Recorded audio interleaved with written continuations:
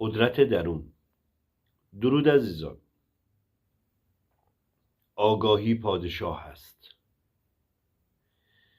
ما از عشق و برای عشق آفریده شدیم.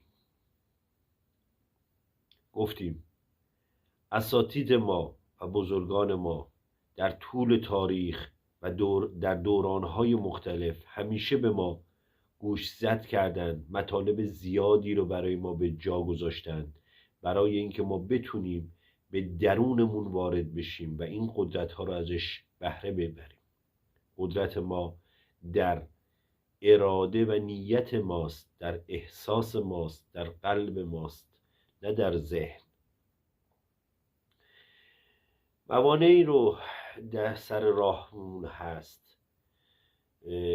من امشب در مورد ترس و شک میخوام کمی صحبت کنم.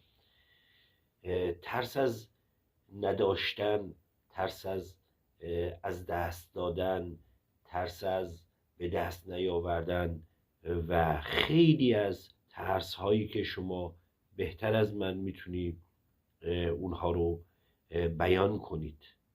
مسئله اینجاست که ما باید به درون وارد بشیم و با کسب آرامش که از دعا و مراقبه و مدیتیشن به دست میاریم و با این قدرت درون تمام ترس ها، نگرانی ها، اضطراب ها و آشوب هامون رو آروم کنیم.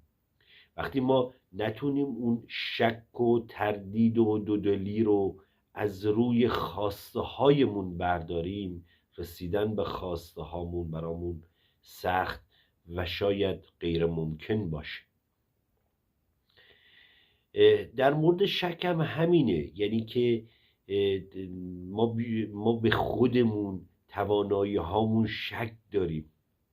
باید دقت کنیم بچه ها، با ورود به درون و استفاده کردن از ابزارهای قدرتت میتونی اعتماد به نفس، اعتماد به خود، اعتماد به مسیر رو جایگزین کنی.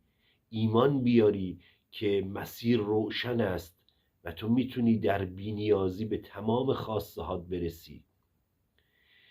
اجازه نده قدرت رو از بیرون به تو القا کنند.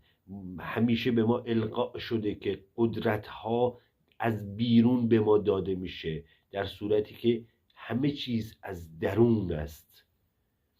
هر آنچه که در بیرون است حاصل یک نگرش درونی است، یک قدرت درونی است، یک اندیشه درونی است، یک نیتی که توانسته است این انرژی منبع رو به فرکانس و ارتعاشی در بیاره که برای خیر خودش و خیر همگان ازش بهره گرفته.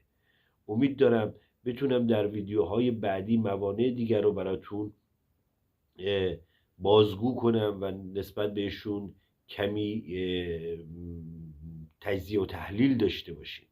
ویدیوهای من سلسله‌ایه، یعنی بهتره بریم ویدیوهای قبلی رو هم بازدید کنیم و تا مطلب برامون بیشتر و بهتر جا بیفته. دوستتون دارم، ممنونتونم از اینکه هستین، تشکر دارم.